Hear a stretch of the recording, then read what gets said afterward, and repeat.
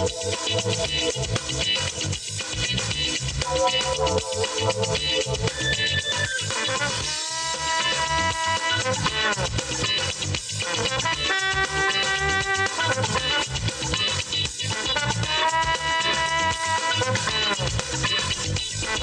evening. I'm Nancy Ford, President of the Memphis chapter of BDPA, and this is the Business Computing Show. And our guest this evening is Mr. Dwight Fryer, and he's an author. We're going to talk about various ways that technology is used to write and publish a book. Good evening, Dwight. Thank you for coming. Good evening, Nancy. It's great to be here with you. Thank you for having me on tonight. Well, I understand you have two books.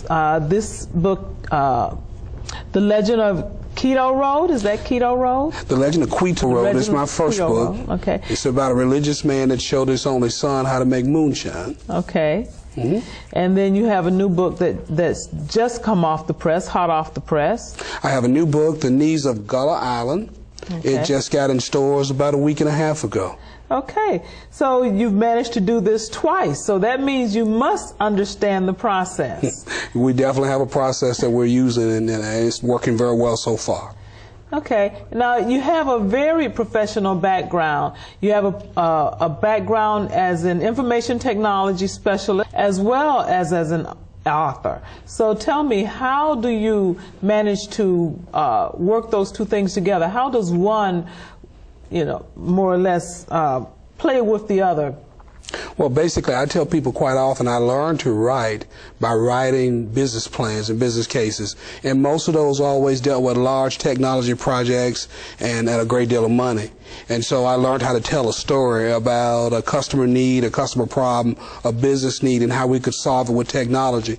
And quite often I was telling that story to people that didn't necessarily understand the technology, and I might have been the translator for those that were the technology specialists to make sure that the business people or the customers understood what we were trying to help them to achieve. So when did you realize that in doing the business cases and writing the technical papers that you were actually telling stories? Well, I've always viewed it that way. I come from a long line of storytellers. I really feel that whatever your professional background is, whether you're a plumber trying to help a homeowner understand their problem with their shower, and why you have to look into a technical manual, maybe even look up online like my plumber did for me last year when I had a problem with the hot water spigot in my shower, why we can't find the part, and the parts were. You tell a story. Okay. And the better you can tell that story, I think the more successful you can be.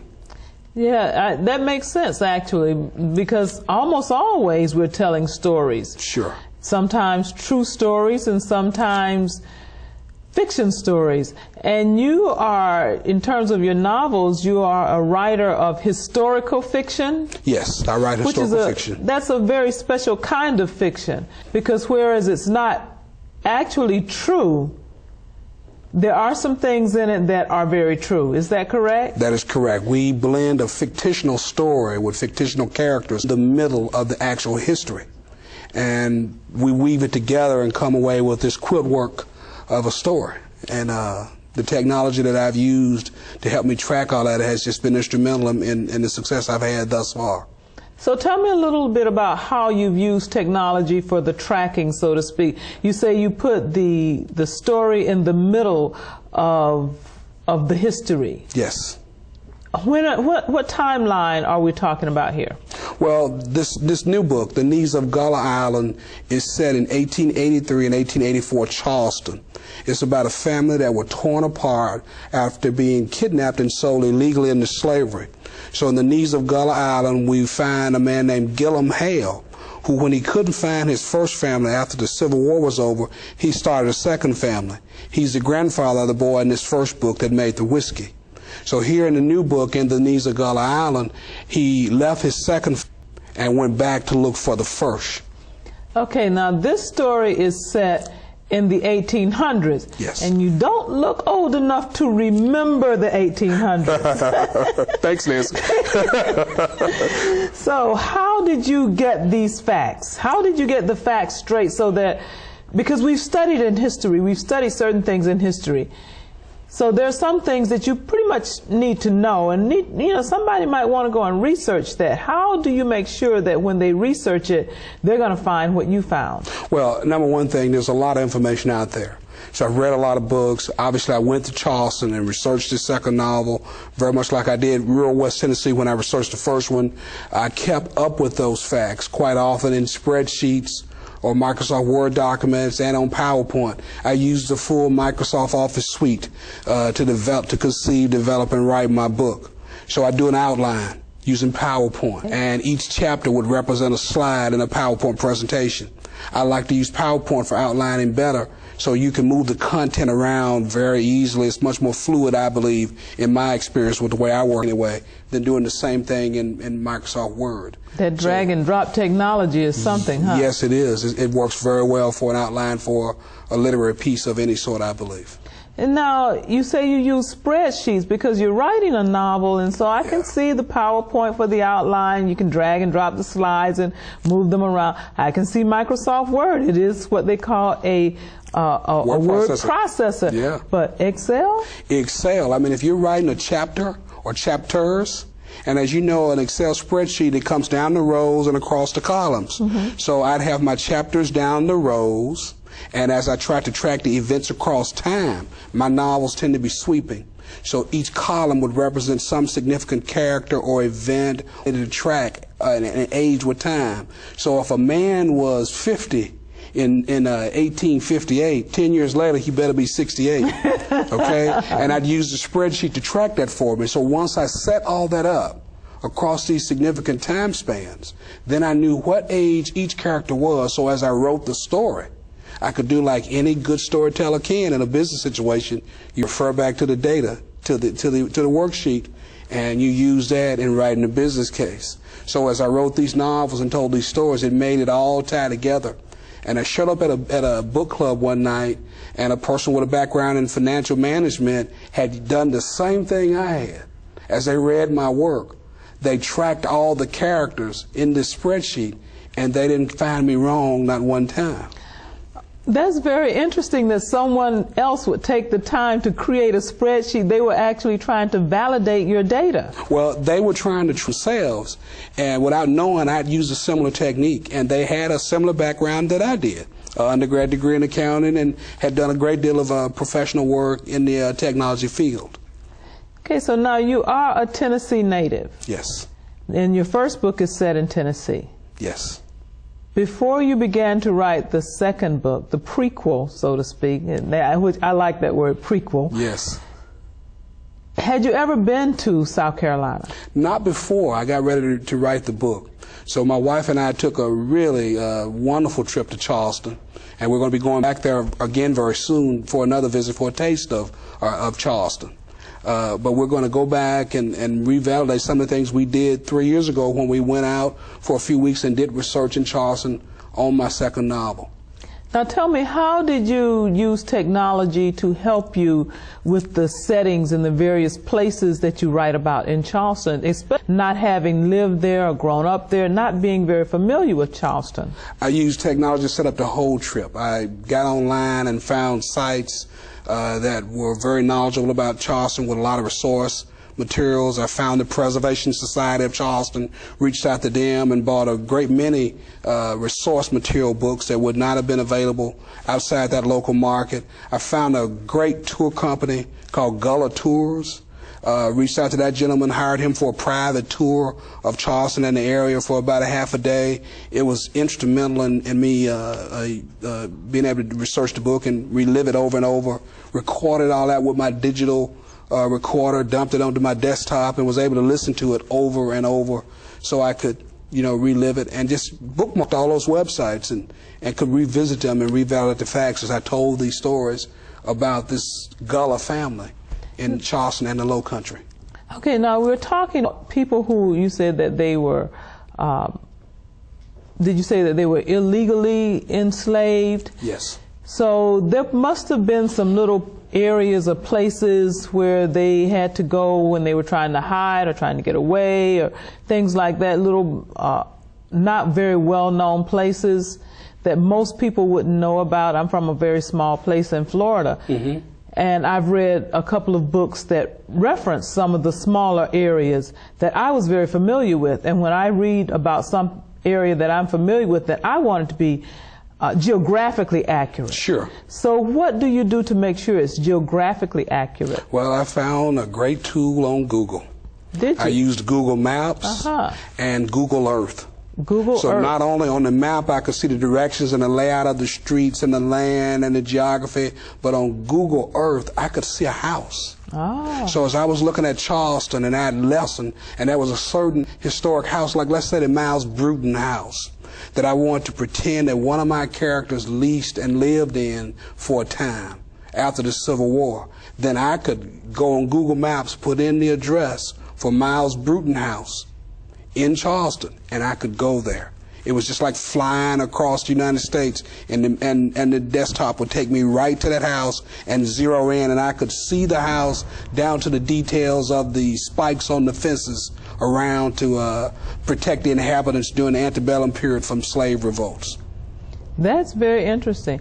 And Google is a very expansive, it's expanded so much, it has so many tools. What are some of the other tools available, say on Google or on some other search engines, you know, that people might use if they wanted to do some research? My publicist and my editor and I, we share documents on Google Documents. I track my city events and book appearances on Google Calendar. Those are two of the things that I certainly use a whole lot.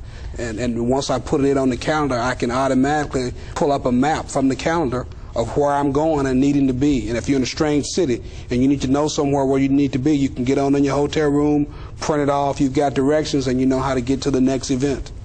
So now you talk about your publicist, and I imagine you might have an agent. Did you use any technology to help you find those people? I actually don't have an agent. Oh, okay. I was blessed to find a publisher without an agent. I searched for an agent for quite a while, and when I didn't find an agent, I started querying publishers.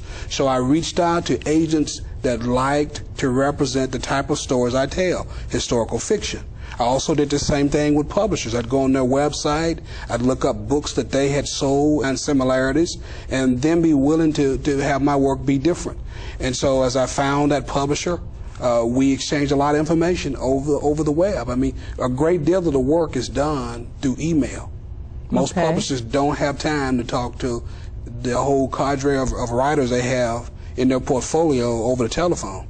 So you exchange a lot of your information via email. Technology again. Technology again. So what are some of the technical tools, gadgets, whatever, what have you, that a person absolutely, positively must have if they want to be successful as an author? I think you need to have a robust desktop at home with hopefully an up-to-date operating system and Office Suite software. You need a very high-quality laser printer. I didn't say inkjet. And why not? Why laser? They want laser. They don't want it to smudge. Okay. They want it to be what I call a virgin manuscript that has never been thumbed by anyone else. Print it off, put it in an envelope, send it to them. I think you need the capability to have fax, either built into your PC or your desktop. So now back to this manuscript. They're actually taking paper. You actually have to send a paper copy as opposed to an electronic copy? In the original selling process, most agents and editors or publishing companies want a physical document to start. Some will allow you to query them or submit to them via email, but that's very rare. Most of the ones I've encountered want a physical document to start. The publishing industry is still, in a lot of ways, they use a great many new technology forms, but they also still have a lot of traditions. And their tradition is the feel of the manuscript, of the paper. And so they want that manuscript to better take it home. And also it's somewhat of a cost factor. If a manuscript's 350 pages, that publisher, if they're going to take that work home, then they do.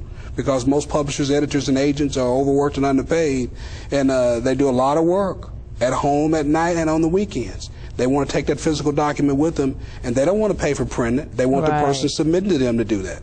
So it's a practical matter. Now, when you send this out, what about the quality of the paper? I think just regular quality copy paper will do fine.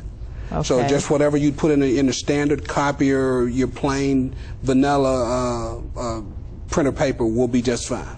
Now you said it needs to be, you need a printer, a fax machine. Why do you need a fax machine? Let's say your agent or your editor says, I really think we need to change these few pages, and I just marked it up. And while you can do that in edit form on your word processor, it works a lot better quite often, especially with a lot of symbology you use in editing a document, to fax that document quite often to the recipient. And so faxing, and you may have to retype it into the word processor and email the changed form back. Okay. So you need to see those changes quite often as they mark the document up. You move text around a lot, you move events around a lot. Well, maybe this particular fact happened a little early. We want to move it later in the manuscript or earlier in the manuscript, or just delete it, etc., or change the wording. So a multi-purpose machine would probably be sufficient. That way you have one machine that does the printing, the faxing, the scanning, yes, and copying. That all in one, and that's what I think you need to do. And you need to try to go for high speed as well, because let's face it, you're printing a 300-page manuscript. You're going to be there a while. You don't want to be 3 days printing it. No, you don't. Right. Yeah. That makes sense. Now, we've gotten the thing to the publisher. The publisher has agreed to it, and now it's ready to go. How do you use it to promote the book? Well, obviously, I think you need a website. Okay. You need to begin to create a presence in the marketplace. So if people Google Dwight Fryer, they'll find my website. I'm out there. They'll find numerous hits as I begin to do things in the marketplace about myself. You should consider having a MySpace or some other Facebook or some other social network. Some other social networking to try to find people that will begin to help promote your work, not just through word of mouth, but digital base to digital base on your behalf. Now, speaking of digital bases and digital things, what about ebooks? Is your book available? Are your books available in ebook form? The Needs of Gullah Island is available in ebook form, and so you can go out to numerous websites and purchase that book in ebook form as well as printed copy. You can download it to your ebook reader or to your desktop. The Legend of Quito Road is not available in ebook. So what is the advantage of having the book in ebook as opposed to having a printed copy like this? Well, I think a lot of especially the younger generation, are really into electronics, and they're into even watching a movie on their small computer screen or video phone screen instead of just watching it on a large screen or television. So I think eventually people believe that much of the printed work will begin to go into that media format. Now, I myself, I'm old school, and I love to pick up a new book and smell the freshness of a freshly printed page. That still has a certain aura for me. But I'm very happy that the new book is out there in both these formats. Various forms. Yes. Yes, that's very interesting. So now you're using all of this technology. You're using it. You have a website to promote the book, and you use technology to track your appearances and your bannings and things like that. What's left? What's next? What's next is book 3. I'm writing it right now. I'm researching it, and yes, I'm using all these different same things once again. And I'll be going to El Dorado, Arkansas soon to complete research on the oils below Ouachita Ridge. I discussed this book on my website. Okay, now, are you going to be using any, well, I don't know if I should say new types of technology or types of technology that you have not used before to promote your books and to, get your stuff out there, so to speak? Yes, I am. Pretty soon you're going to be able to buy MP3 files of my speeches and download them off my website. You're going to be able to download PDFs of my presentations. So yes, I'm going to be doing those type of things very soon. Yeah. So your technology background has really helped you in terms of your writing experience as well, then? Sure, yeah. Yeah, I think, and in so many ways, I believe it has been the genesis of it. And how so?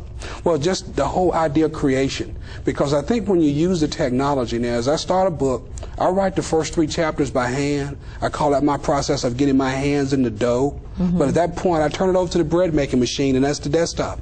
I put it on that desktop, I type it out, and I allow that technology to work for me. You know, people that know me know that I'm infamous for having a messy handwriting. And being an accountant with a not neat handwriting was not a good thing when I came out of undergrad school. And a few years later, the advent and the creation of the personal computer saved my career. It really did. I mean, so I really feel the same thing about my writing. I let the technology do its job so I, the storyteller, can do my job. Now, you say you write the first 3 chapters by hand. Yes. Then you type those 3 chapters in. Yes. Now, when you're typing that into the desktop, into the word processor, and do you use the word processor or do you use the publishing software to type your book? I use Microsoft Word. Okay, as opposed to Publisher. Yeah, I mean, you know, I'm not very familiar with Publisher, and it's a little more complex to me. Mm-hmm. It's not as user-friendly. And I'm very familiar with Word, and it's also it's what my publisher uses. I've not seen them use Publisher. Perhaps they do. We have a set, pretty standard format that most publishers or agents expect to see your work in, and it's pretty straightforward. Set it up on a Word document and just plow ahead. Okay, so when you're typing these first 3 chapters in, do you change the story at all, or do you just type it the way you wrote it? You know, the first version, I'd probably type it the way I wrote it, unless I saw some obvious flaws in it as I was doing it. But as I move forward, I certainly allow it to organically grow. I've got this outline I set up earlier, and I continue to refer back to it, and I'll eat up a little piece of it day by day. And as I eat that elephant, 1 chapter, 1 page at a time, but sooner or later you have another book. So you create your entire outline first? Yes, end to end. End to end? Yes, and I know how the story ends to start. Will it stay that way? Probably not. It will change a great deal. I have a profile of my characters that I've stored somewhere in a character profile on my desktop, and I allow these people, they work for me. They're my employees, they're my team members. We work together and we tell this story. Well, that's very interesting, you know, and it's very interesting the way you use the technology, but you still keep, you know, we keep saying technology's taking over, but there's some things that technology just cannot take over. Well, you know, you need a good story. It should be rich. It should have characters that leap off the page and seem so real to someone that they might get a phone call from them one night. And so how does technology help you to keep your characters real this way? Well, you know, bottom line is, if I'm talking about a man and his eyes are light brown like mine early in the book, well, it better not be dark brown at the end unless he maybe has just died or something like that. You know? So you need to refer back to that profile of what that person looks like. And also, until I get to know these people real well early in the process, I'll find a photo that looks like this person or reminds me of how that person looks as I'm building that whole profile for the reader. And as we are getting to know that person, I'll refer back to that picture. And do you find these pictures online? I find them sometimes online. I may find them in a magazine, and I'll scan them in and save them on the Word document where I profile that character and keep up with it. As that memory still, because if I can't see it, then I can't make my reader see it. If I can't go there, then how can I take my reader to that place in that story? That makes a lot of sense. Yeah. So, do you think writing is easier now with all the technology than it used to be? I do think so. You know, it's still a very challenging discipline because it's hard to get down in words what you're really trying to say. It's hard to communicate even orally what you're truly trying to say. So, you know, in written word, we have the opportunity to criticize it forever after we've laid it down. Mm-hmm. So I really think the technology, what it has done, has made a writer more productive potentially. But, you know, I just couldn't imagine doing this without the technology that we have today. I mean, I have a lot of respect for writers from the past that had to write everything by hand. And if you change, you had to retype it or redo the handwork and then finally turn it over to someone else to type it. That has got to be just the most grueling thing to do, because it's pretty grueling doing it with a good PC. Now, one other thing that I have not asked yet, which is, I think, very, very important. How do you ensure against this thing getting away from you should your computer crash? Well, you back it up. And how do you back it up? I back mine up on memory sticks and portable hard drives, and also on CD. And yes, I have been known to take it and put it in my safe deposit box at different points in the process. And also I email it off to my publisher or email it off to another trusted person. So it's out there in email. Okay. Yeah. So you have it backed up in several, because so often we lose things on our computers because we fail to back them up. And I have had a computer fail, and I had everything backed up and didn't lose a thing through those methods. Well, I really want to for coming and talking about your books, and you must have gotten something right since you're working on, you've got 2 published and you've got another one in the works now, so you must have something right. Well, thank you very much. I've worked real hard at it and been very fortunate, been blessed so far, and just continue to try to be very smart about it. Well, it's very interesting, and it's, the way that technology is used to, when we think about technology, we think of hard things and work. But not, this way technology is used to enhance our pleasure. Sure. As well as grow our knowledge base. Yeah. Especially since your books are historical fiction, there's a lot of knowledge in there as well. Absolutely.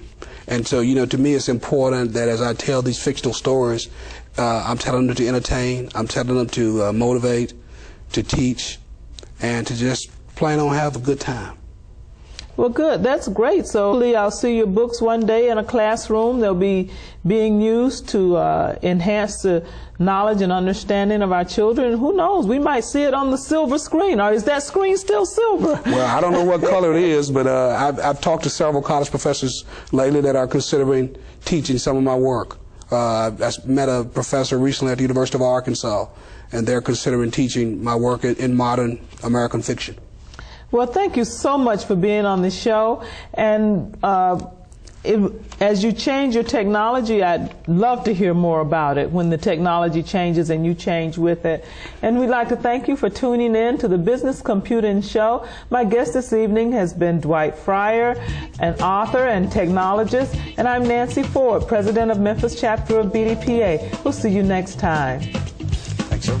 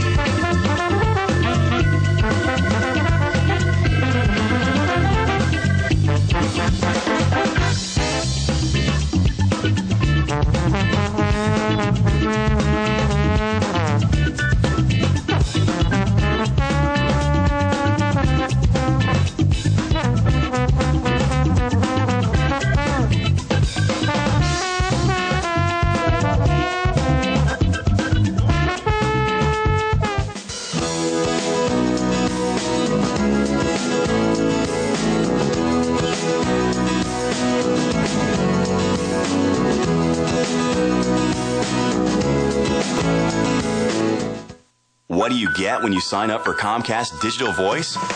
Unlimited local and long distance, and a whole lot more. Enjoy 12 popular calling features, plus voicemail, all at no extra charge. Even keep your current phone number. Plus, add Comcast high-speed internet with Power Boost and save even more.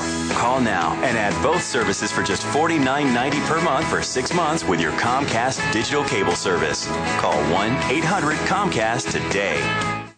Some high-speed internet services say they're fast, but only one really backs it up. Comcast high-speed internet. It's way faster than DSL. And Comcast now with Power Boost makes fast even faster with download speeds of up to 12 megs. And for a limited time, you can get it for just $19.95 a month for 6 months.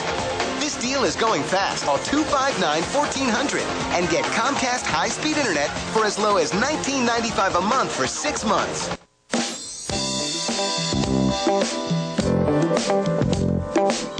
Thank you.